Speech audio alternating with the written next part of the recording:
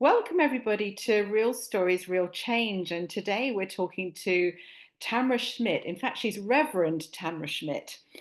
So, welcome today, Tam. It's great to have you here. Delighted to join you. Thank you. So, um, let's get right into it. So, tell us about life before the change that happened for you. Um, you kind of the mundane family, two kids. Yes, I have two fosters before that and a step kid.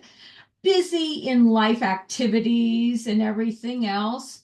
Both working in corporate America, the adults anyhow. We don't put the kids to work immediately when they come into the world,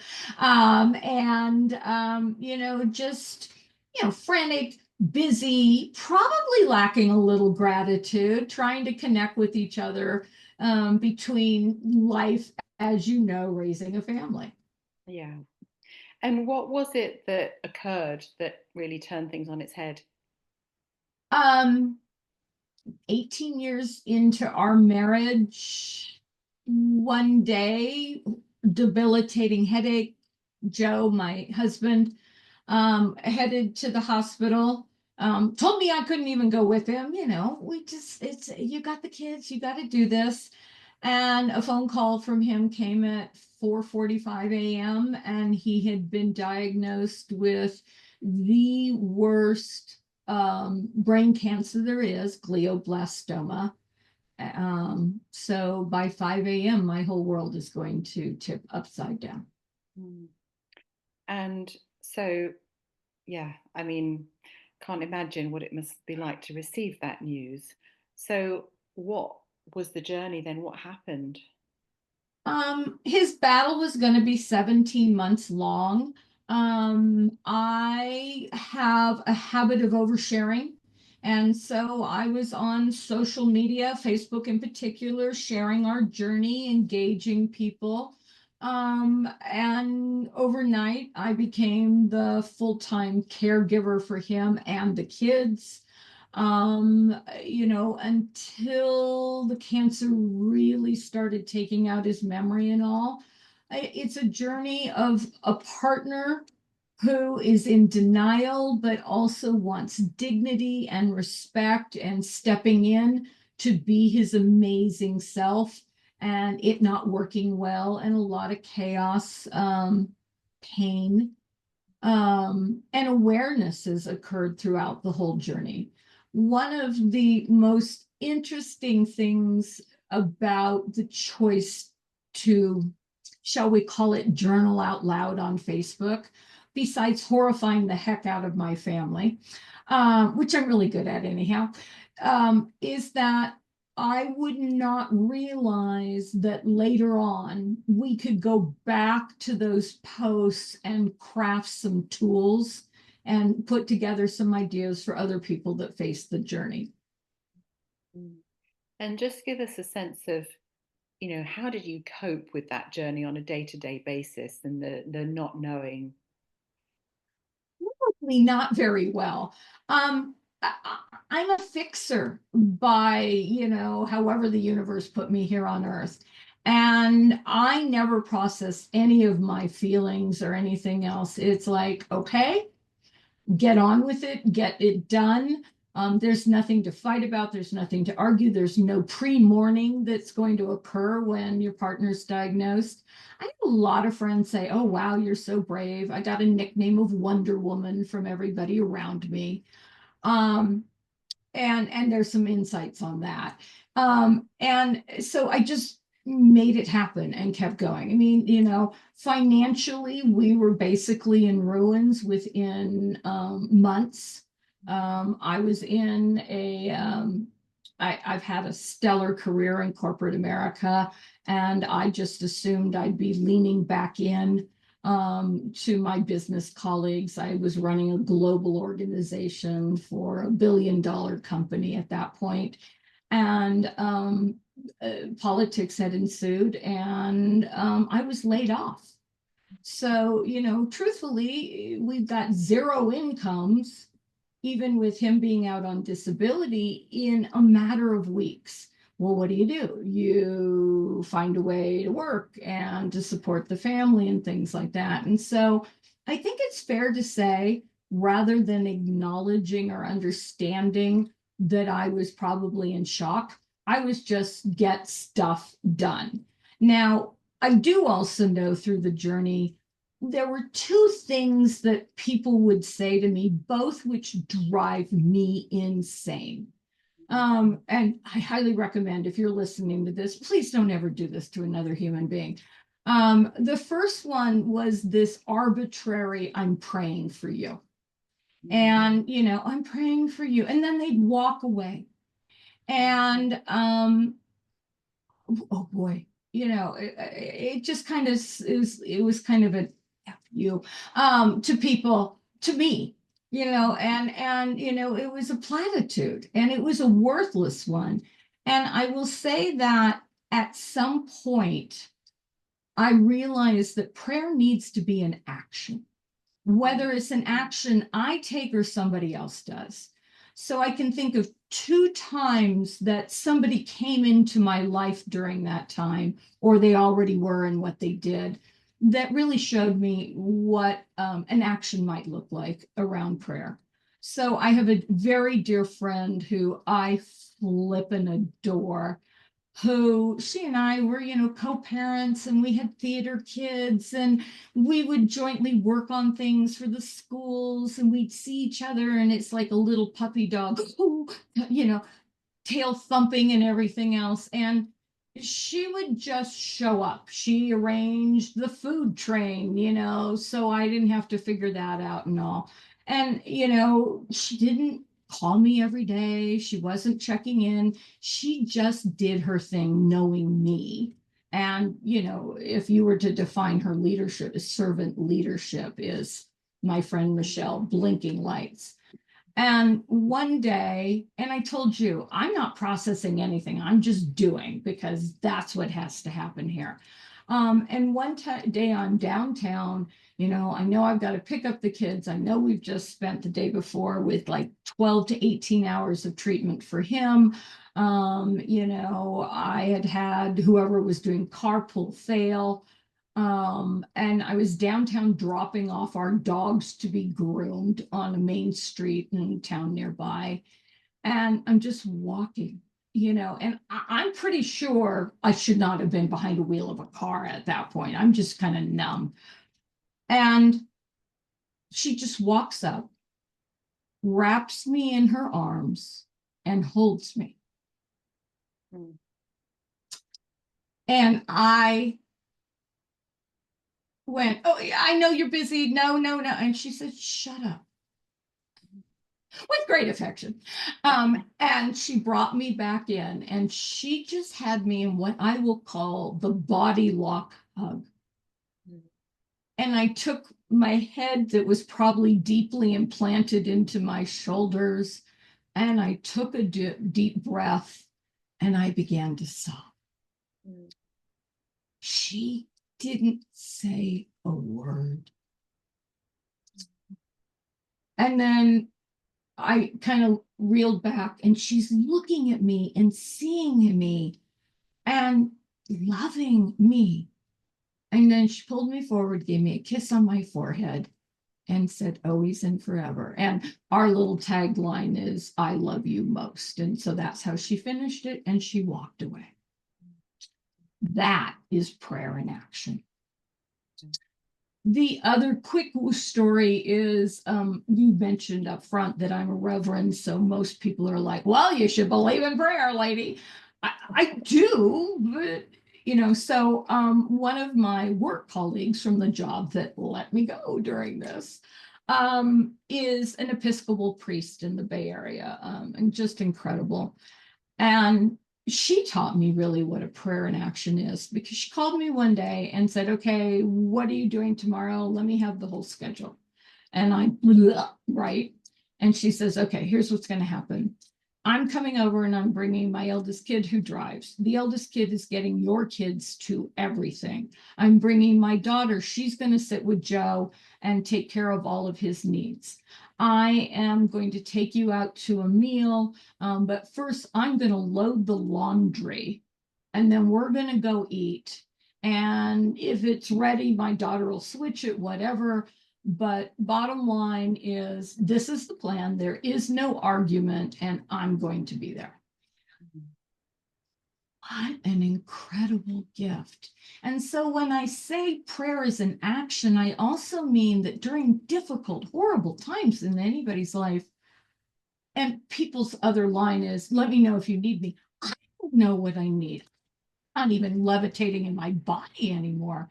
And so both of them showed up showing me what I needed. They didn't ask, they did. And oh, what an incredible gift. And then there's one other phrase that wants me to backhand people, which is, oh, that's your new normal. I mean, my new normal was changing every 10 seconds. And so, you know, that's a phrase that I think should be eliminated from everyone's vocabulary, no matter what. Okay. And so I did the best I could. I allowed my youngest to skip copious amounts of school because he just wanted to be with his father. I made sure that our daughter together had people I could trust to worry about her. And I just, you know, there's that circle when this happens, and the patient needs to be dumping out.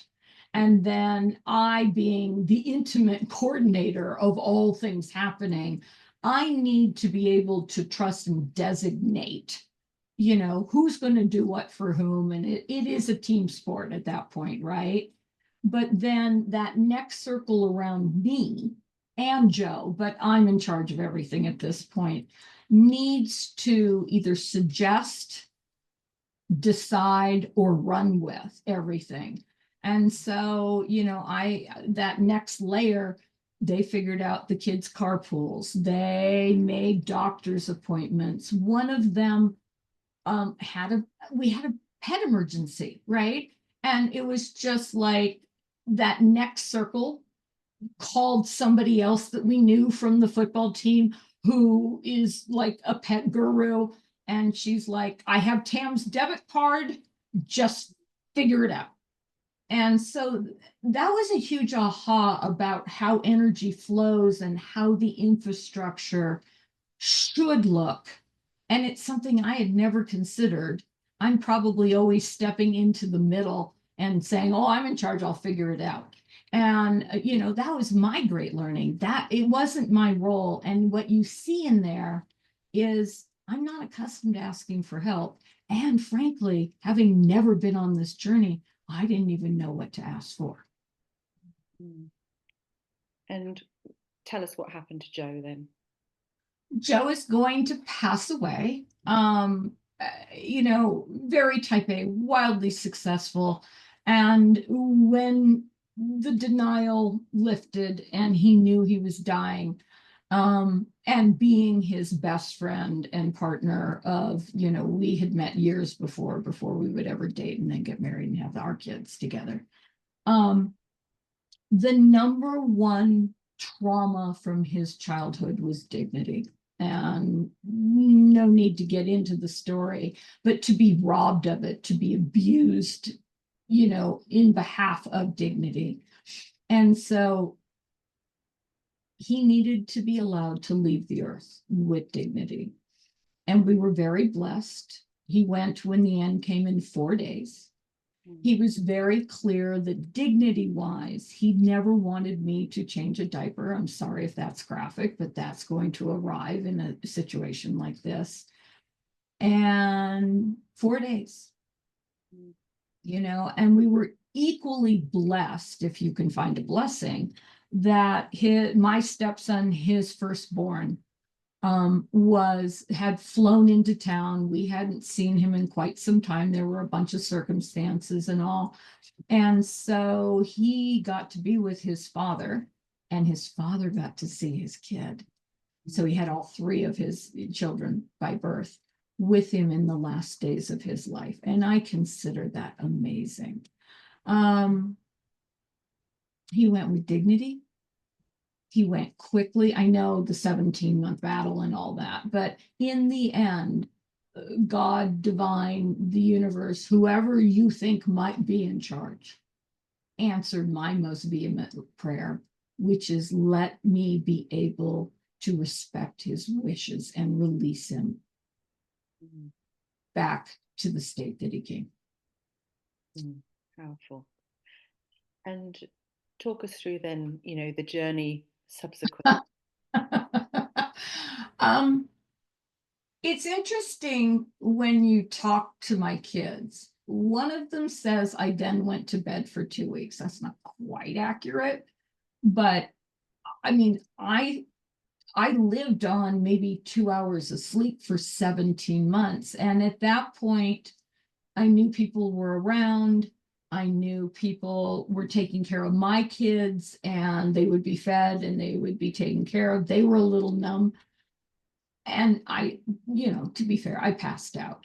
I also was very blessed. My childhood best friend, um, gets me like nobody's business. She was with me, as were a bunch of others, at his bedside as he passed, and etc.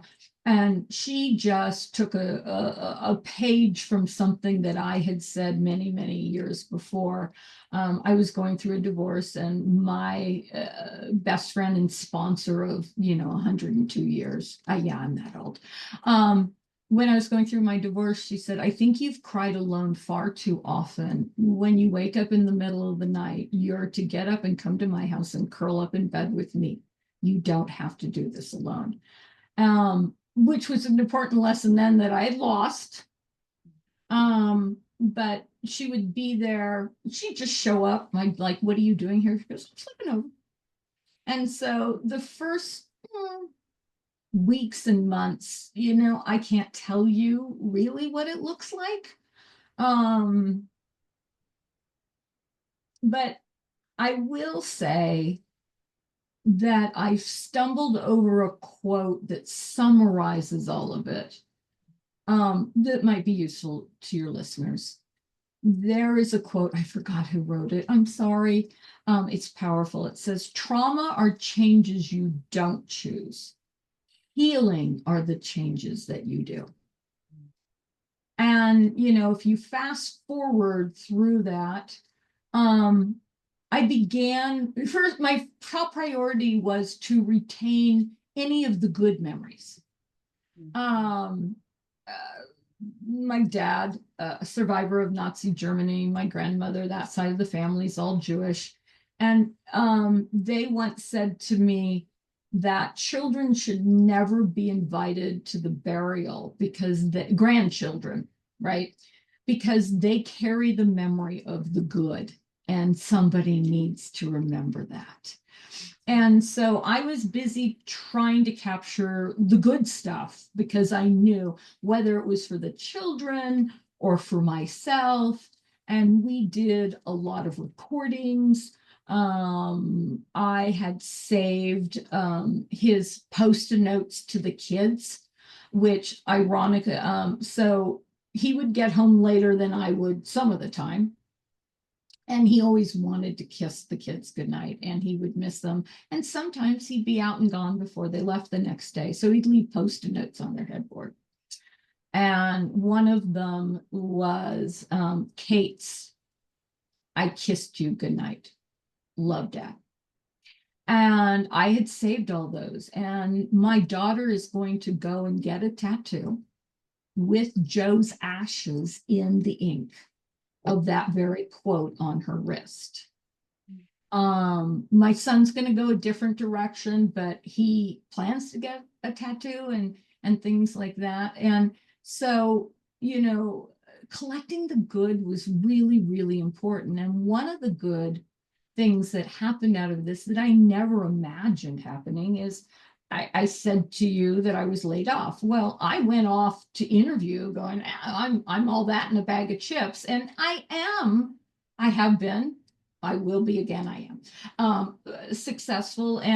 But how do you show up for a new job or even an interview when you're spending 12 hours a day at a hospital during his treatment, that in his own pain during his illness. He has dropped a child off, but they've operated on his brain and all, and he's left a kid abandoned in South San Francisco outside a closed gym. All those things are part of my life at that time. So I am going to quite accidentally launch my own company. And so Enlightened Coach has been in existence for 10 or 11 years. I don't recommend doing that during times like this, but I needed to be making money and I needed something. And it was a godsend during his illness because I could just kind of shut out the rest of the world, and every client was what mattered, to the fact that when I took off that 4-day period, from all of them, and I explained why, and then I'm going to take another week off telling them that he's passed and I need to be, they didn't even know he was sick. And so, it was a respite from the insanity that was my world. So that's something looking back, and the company's going great and I love what I do. So maybe it's finding the things that fill you with gratitude so you can get to the healing. One of the things that's going to happen is knowing that my son, who was much younger and worshiped his father and everything else, I realize, and it's not a criticism, but people who say they're going to stay and they're going to be there for you, get busy and get on with life. And it isn't that they're abandoning you. Maybe they too don't know what to do. But my son has no one really. His godfather had blipped off the earth during this and things like that. And so I chose to enroll him at a boarding school in Southern California. He's, 14 at the time. And it is not a recruitment center to go into the military, but it has 3 precepts: athletics, academics, and the core values of, the military. In fact, it's called the Army and Navy Academy. And there I was gifted with people who loved on him and gave him structure and strong men and purpose and stories. And boys grieve differently than girls. I've learned that the hard way. And boy grieving, probably male grieving, but boy grieving is messy and ugly and acting out and filled with rage, which made my kid incredibly difficult, but also very unpopular. And I remember he was at the school, and at this point, I'm not an eyewitness to everything. I'm not having to throw my body on this, grieving, conflicted, beautiful kid that's lost in the morass of grief and death and lonely and sad because he lost his dad. And so I don't know what he'd done that time, and he was in deep, deep trouble with the school. Now, they knew him, they knew his story, and deep, deep trouble isn't one step away from being expelled. And he mouthed back. He wouldn't take anything that was being offered to come to a healthy, appropriate resolution. And one of their models was, boys also need a physical outlet when they're steaming over and blowing up like that. So every time he smarted back or pulled something, he got another mile added to it. So he is going to be sent on a 5-mile run. Now, for you and me, you're like, what are you doing? He's in pain. He's in agony. Oh, these people knew what they were doing, and they are still in my life. And what a blessing they all were. Every mile, a different person from the school joined him on the run.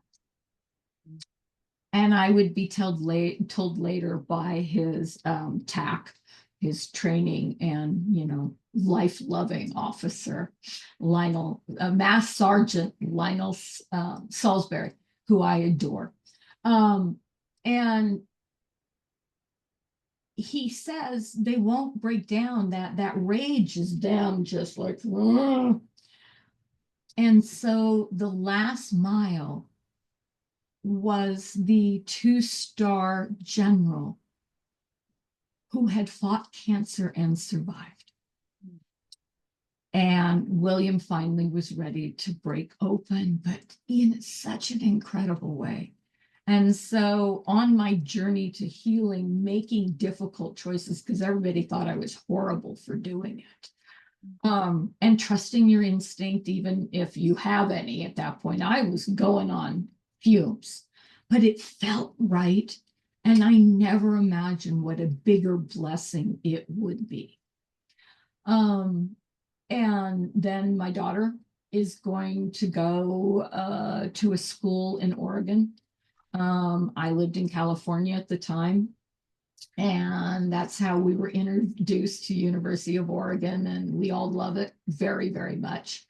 And she's going to be able to use her gifts and heal, which is going to lead back to that comment, which is trauma are changes you don't choose, and healing are changes you do.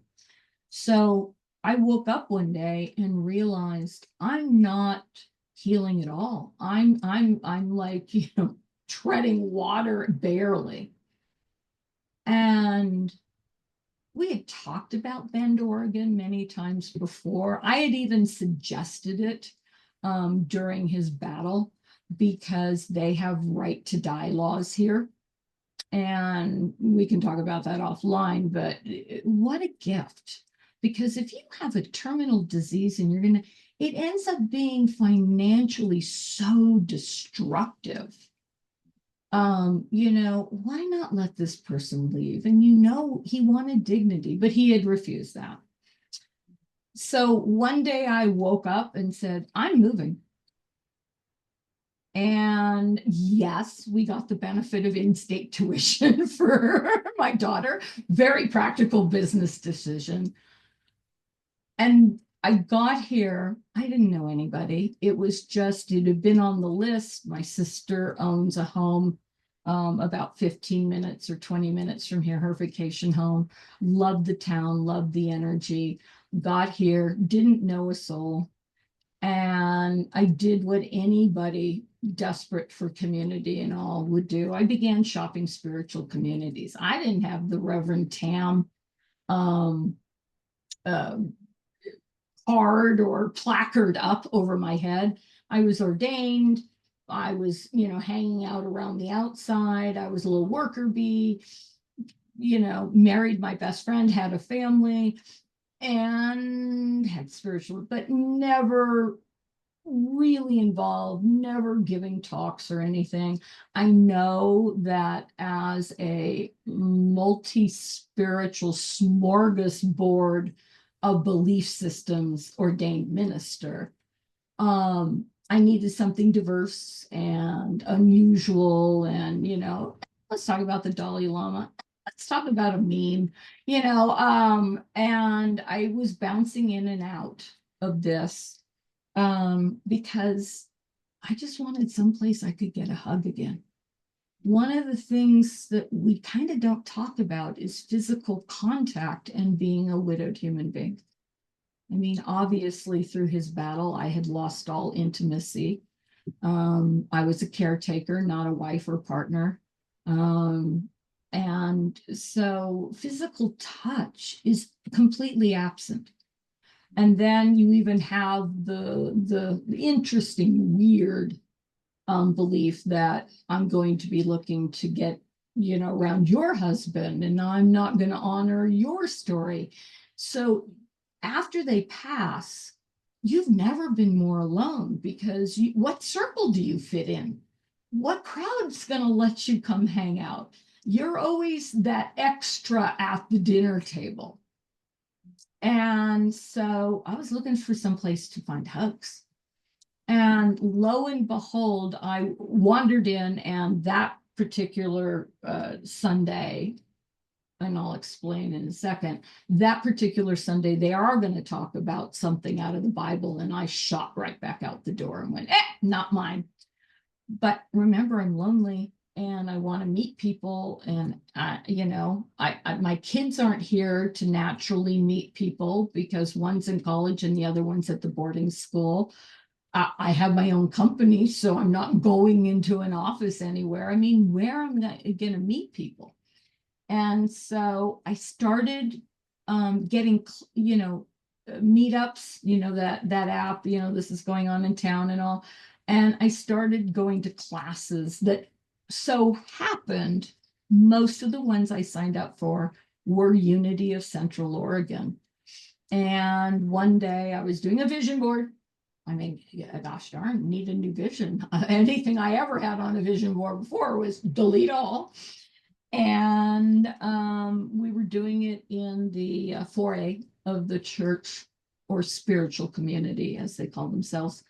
And what's going to happen is the musical ministry is going to walk past us and they're going to go in to rehearse.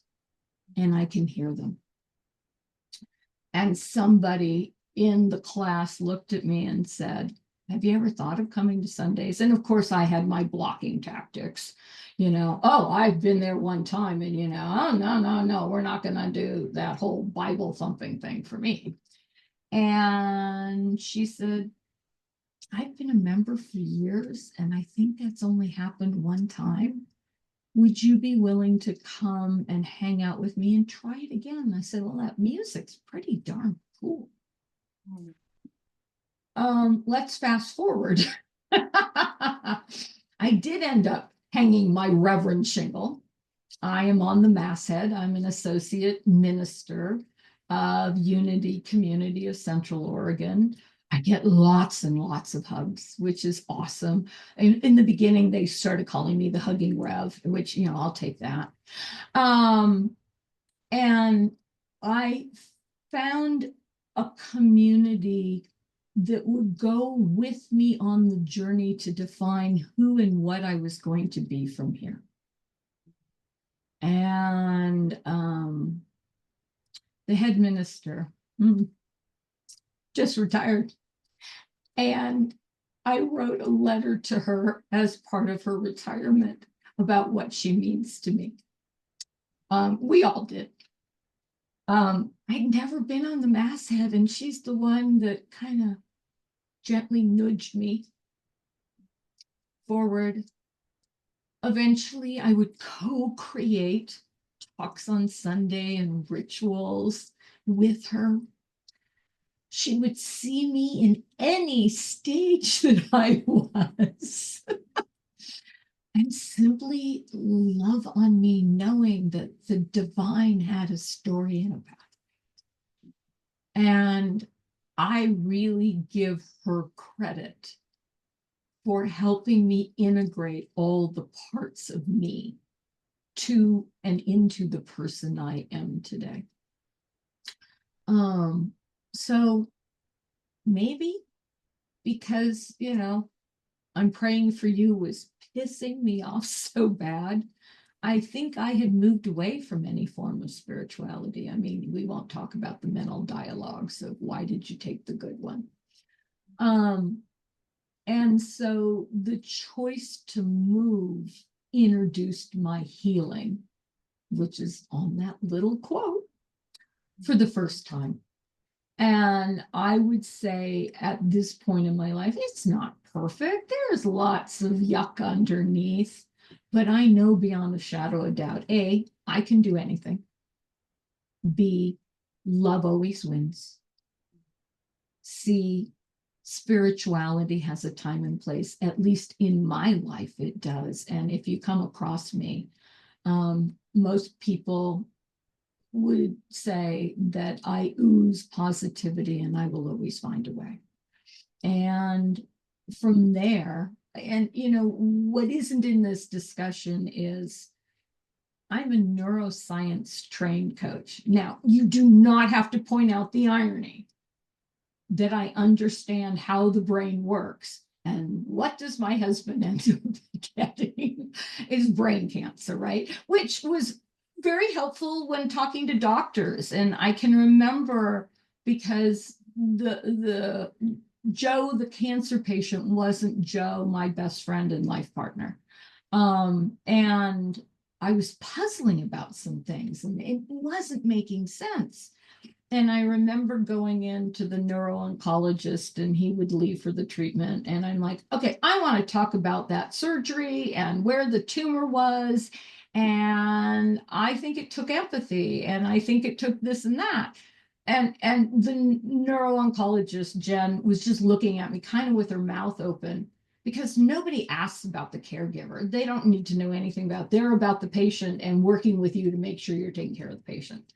She learned a lot that day about me. But yeah, the part of the brain that they had removed in the with the tumor was empathy.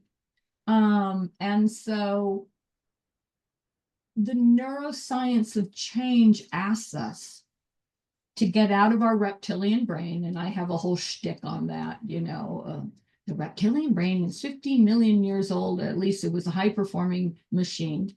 And I've been saying that for so long that it's probably 16 million years old now. And what we need to do for change to occur is to get to our frontal cortex. And the easiest way to do that is gratitude. And so I live in a gratitude practice. I ooze it, I breathe it, I implement it. And even this story, I'm grateful I launched my company. I'm grateful he got to die with dignity and, quickly in the end. I'm grateful that people came to me and taught me that prayer is an action. I'm grateful my daughter got into University of Oregon, and it all kind of commingled, and I live in the most wonderful place in a home that I bought myself, that I moved myself, and I know myself and I can do anything. So and the funniest thing about all of this is that my business quote for years, you know how you can do a hashtag on LinkedIn or whatever.